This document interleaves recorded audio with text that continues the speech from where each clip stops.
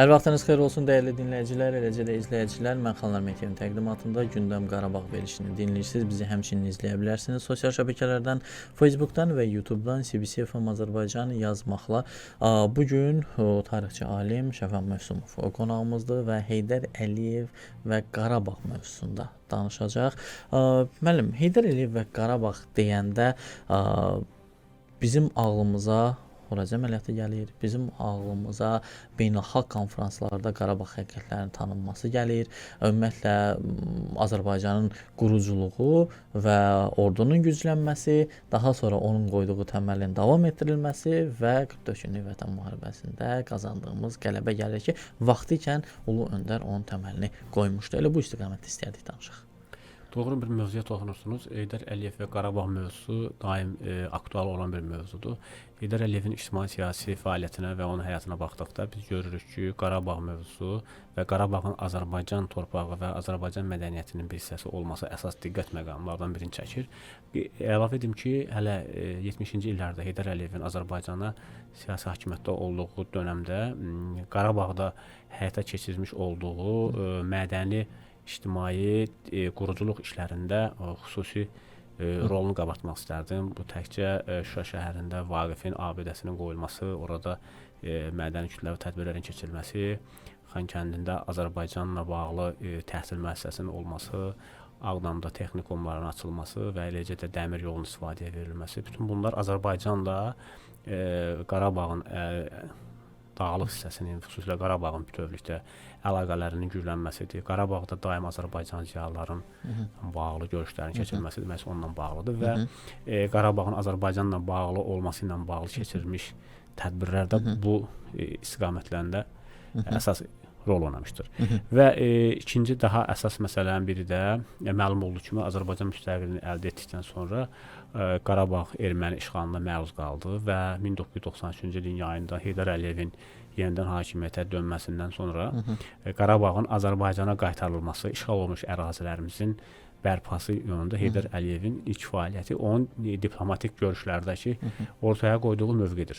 Biz bilirik ki, hələ 1993-cü ilin payızında Azərbaycanda səfərbərliyin alınması və düşmənin sıxışdırılması üçün 1994-cü ilin yanvarından başlanmış qış əməliyyatları, Horadiz Beyləqan Füzuli əməliyyatlarında Azərbaycan ordusunun erməni silahlı birləşmələrinə və həmçinin Dağlıq Qarabağda terrorçu və separatçıların qeyri-qanuni hərbi birləşmələrin qarşısı aparmış olduqları bu hərbi əməliyyatları biz misal göstərə bilərik ki, bu əməliyyatlar o dövr üçün Azərbaycan resurslarına baxdıqda və beynəlxalq mühitlə müqayisə etdikdə çox çətin biri idi və məhz Heydər Əliyevin Ali Baş Komandan kimi cəsarəti və ordumuzun qüdrətinin nihayəsində biz Horadiz əməliyyatında uğur qazandıq.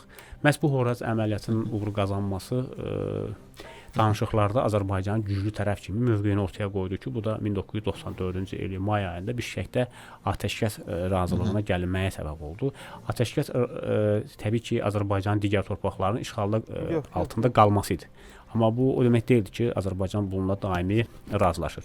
Məhz atəşkəs nəticəsində Azərbaycan ordusu və xalqı, necə deyərlər, daha da qüdrətlənməyə və bu torpaqların Azərbaycanın olması ilə bağlı keçirilmiş olacaqları görüşlərdə real həqiqətləri ortaya qoymaqdan ötürü bir mərhələ idi. Və Heydər Əliyev məhz bu atəşkəsdən sonra keçmiş olduğu bütün diplomatik görüşlərdə Qarabağın dinc və sülh yolu ilə geri qayıtması üçün çoxlu addımlar atdı. Eyni zamanda Qarabağın Azərbaycanın olması ilə bağlı erməni lobbisinin xaricdə aparmış olduğu təbliğatlar və onların bu PR işlərinin dağıdılması ilə məşğul oldu. Və ki, bunu da biz keçirmiş olduqları, siz bayaq dediyiniz kimi diplomatik görüşlərdə, konfranslarda, tədbirlərdə qabartdı və bu da özünün nəticəsini verdi. Özünün nəticəsini verdi və təbii ki, hər dəfə öz çıxışlarında deyirdi ki, biz Şuşada bu tədbiri keçirəcəyik, biz Qarabağda keçirəcəyik, Xankəndə keçirəcəyik, Ağdamda keçirəcəyik, Laçında bizimdir. Yəni, həmişə bunu vurğuluyurdu və təbii ki, o elə bir siyasətin təməlini qoydu ki, həm məktəblərdə bu vətənpərvərlik ruhu aşılandı. Yəni elə bir sıfırdan birinci sinifə gedən uşaqlar maksimum dərəcədə Qarabağı beyinlərini həkk elədilər, ürəklərini həkk elədilər. Televiziyalarda verirdi, 20% işğaldadır, 20% işğal. Yəni bu təbliğat elə aparıldı ki, biz onun nəticəsini 2020-ci ildə gördük. Doğru buyursunuz. 1994-cü ilin mayından sonraki bu atəşkəsin əldə edilməyindən sonra həm beynəlxalq səviyyədə, həm də daxili arenada bu yöndə təbliğat işləri çox düzgün quruldu və 1994-cü ilin sentyabr ayında əsr müqaviləsindən sonra Azərbaycan iqtisadiyyatının da dünya iqtisadiyyatına qovuşması və ölkəmizin həyata keçmiş olduqları beynəlxalq görüş və tədbirlərdə bu məsələlər xüsusilə qabardıldı. Bizim öncəki verişlərimizdə dediyimiz kimi istər Budapeşt sammitində, istər Lissabon sammitində Heydər Əliyev Qarabağın Azərbaycanın ayrılmaz bir tərkib hissəsi olmasını göstərdi. Xaricdə formalaşmış Azərbaycan diaspor təşkilatları və səfirliklər daim Azərbaycan ərazi bütövlüyünün təmini ilə bağlı işlər gördülər. Azərbaycanda hətta uşaq bağçalarında, orta və ali məktəblərdə itirilmiş torpaqların unudulmaması ilə bağlı daim təbliğat işləri aparılmışdır. Bu yolda daha çox televiziya, radio işçilərinin üzərinə böyük bir iş düşmüşdür ki, onlar hər dəfə torpaqlarımızın işğal edildiyi günü və bu torpaqlarımızın müdafiəsi zamanı şəhid olmuş, həyatını itirmiş, başımıza gətirmiş faciələrlə bağlı silsilə verişlər aparıblar. Azərbaycan tarixçiləri, tədqiqatçıları daim xalqımızın başına gətirilmiş bu faciələrlə bağlı kitablar yazmış, əsərlər nümayiş etdirmişlər, rəssamlar rəsm çəkmişlər, heykəltaraşlar müəyyən əsərlər yaratmışlar, kino rejissorlar filmlər çəkmişlər. Yəni bütün mədəni, incəsənət və digər ədəbiyyat sahələrində bununla bağlı işlər görülmüşdür ki, məhz bu da Heydər Əliyevin zamanında baş verdi və Heydər Əliyev daim bu cür sənət adamlarını yüksək qiymətləndirirdi. Yəni Qarabağın Azərbaycanın tərkib hissəsi olması ilə bağlı hətta şeirlərdə, mahnılarda səslənən o fikirlər, o notlar yeni böyümüş Azərbaycan nəslinin torpağının müdafiəsi uğrunda böyüməsinə səbəb olurdu ki, biz bunu da 44 günlük Vətən müharibəsində gördük. Çünki 44 günlük Vətən müharibəsində həyatını qoyan, canından keçən bizim oğullarımız böyük əksəriyyəti məhz elə müstəqillik dövründə doğulan gənclər idilər. Heydər Əliyevin ulu öndərimizin apardığı uğurlu siyasəti daha uğurlu eləyən, gücünə güc qatan, ideologiyasını daha güclü eləyən cənab prezident var idi ki, öz çıxışlarında da bayaq siz dediyiniz kimi deyirdi, məhz mənim dövrümdə yetişən gənclər, istər idmana olan diqqət, qayğı, ordu quruculuğu, maddi bazanın daha da yüksək keyfiyyətli olması gəldi bizim qələbə ilə indi cənab prezidentin Şuşa işğaldan azad ediləndə yadınızdadır Şəhidlər Xiyabanındakı çıxışı, o deyirdi ki, mən ata vəsiyyətimi yerinə yetirdim. Yəni bu kiçik bir şey deyil. Bu artıq böyüyə olan hörmət, evdə olan bir istiqamət, siyasi xətt və ata vəsiyyətim deməyi, yəni o deməkdir ki, ulu öndər son nəfəsinə qədər tapşırıq verib ki, bu belə olmalıdır. Nəyin bahasına olursa olsun, Azərbaycan xalqı öz tarixi torpaqlarına qovuşmalıdır.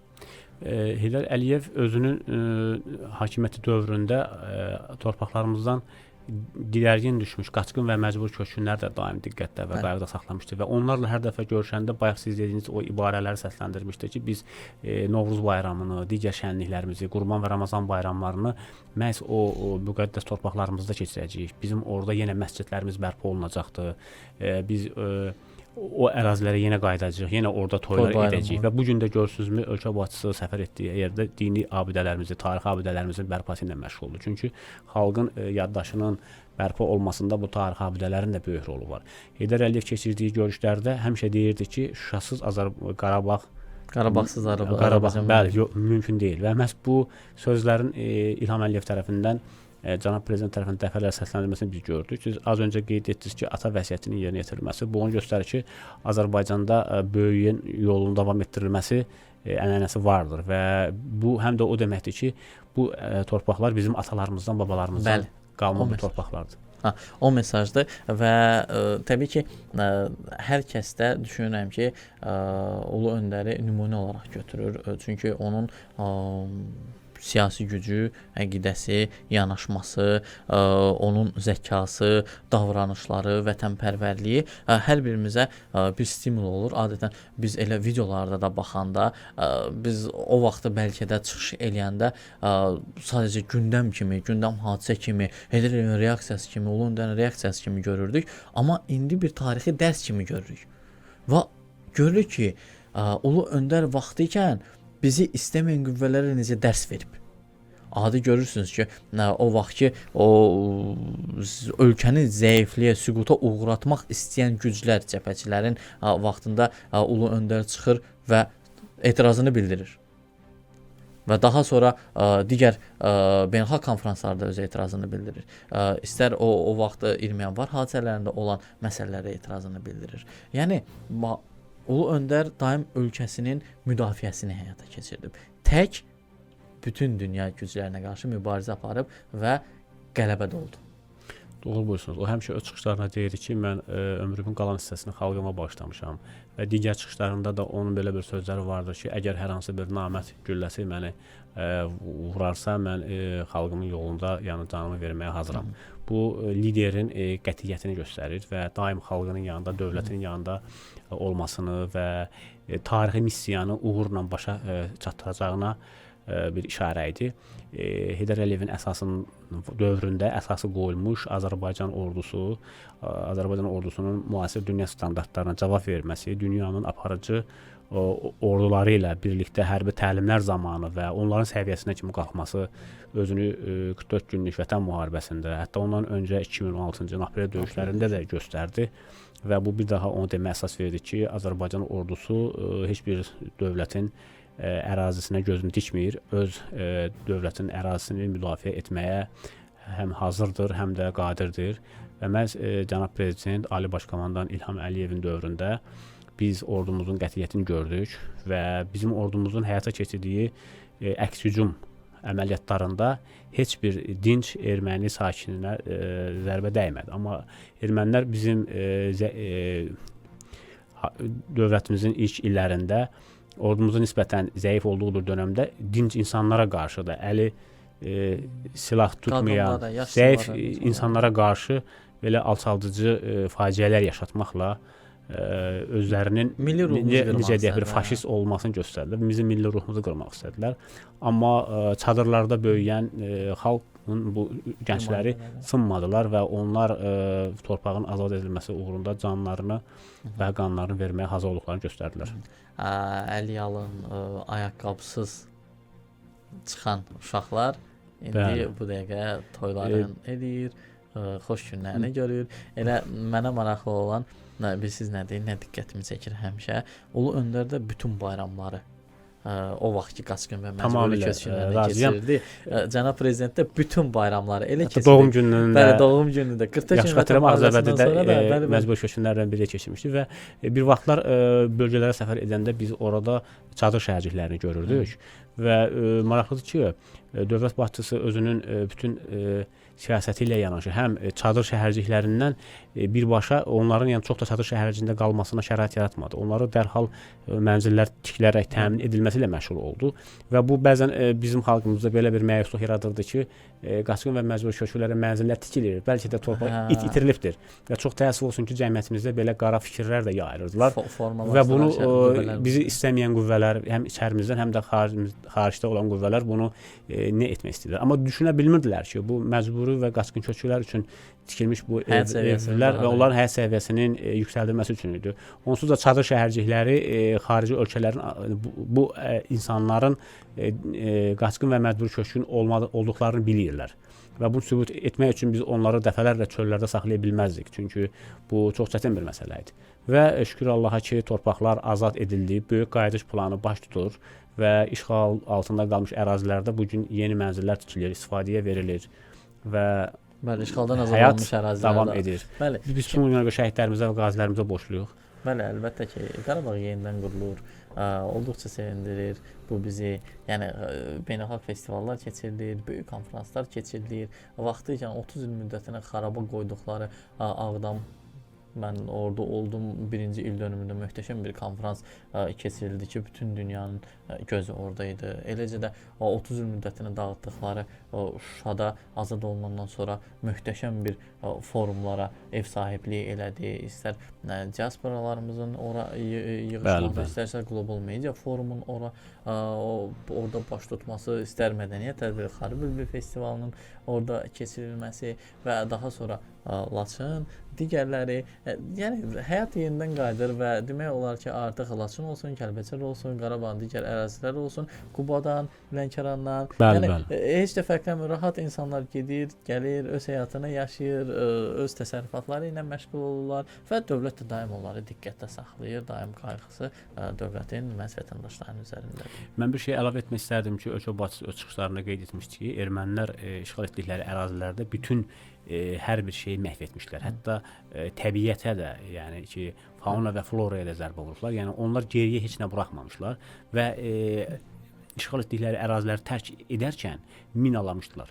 Bu baxımdan işğaldan azad edilmiş ərazilərin bərpası çox böyük vaxt itkisi və enerji və maddi bir pul kütləsinə sahibdir. Amma gördüyünüz kimi ölkəmiz qısa vaxt ərzində ərazilərin minadan təmizlənməsi, infrastrukturun, yolların, suların və elektrik xəttlərinin çəkilməsini necə sürətlə həyata keçirdi. Heç kimdən kömək almadan. Bəli, müstəqil şəkildə. Və Ölkə Başçısı demiş ki, heç bir yerdən borc almadan. Yəni, bəli. Biz evimizi borcunu təmir elədik. Bəli, və qısa bir vaxt ərzində dünyanın heç bir ölkəsində belə bir şey olmamışdır ki, özdə çətin relyefə malik olan bir ərazidə bu minaların təmizlənməsi, orada bu infrastrukturun qurulması. Aydındır ki, ilin böyük bir vaxtı həmin ərazilərdə hava şəraiti çox çətin olur.